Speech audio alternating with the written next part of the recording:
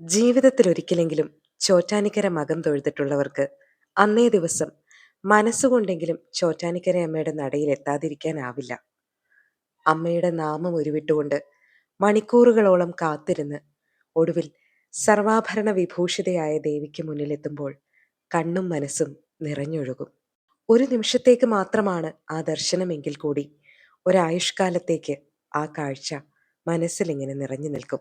നമ്മൾ ദേവിയെ കാണാൻ ആഗ്രഹിക്കുമ്പോഴല്ല, ദേവി നമ്മളെ കാണാൻ ആഗ്രഹിക്കുമ്പോഴാണ് ആ ദർശന സൗഭാഗ്യം ലഭിക്കുന്നത് എന്നാണ് ഞാൻ വിശ്വസിക്കുന്നത്. കുംഭമാസത്തിലെ മകന്നാളിൽ ആ പുണ്യഭൂമിയിലേക്കൊന്ന് എത്തിപ്പെട്ടാൽ മാത്രം മതി.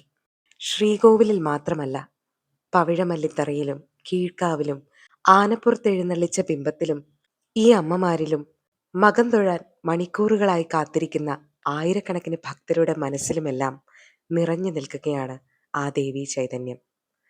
കുംഭമാസത്തിലെ കൊടുംചൂടിനെ മഴമേഘങ്ങൾ കൊണ്ട് മറച്ചു പിടിച്ച് ഒരു കുളിർമഴയായി മണ്ണിലേക്ക് ഇറങ്ങി വന്നതും അതേ ചൈതന്യം തന്നെ.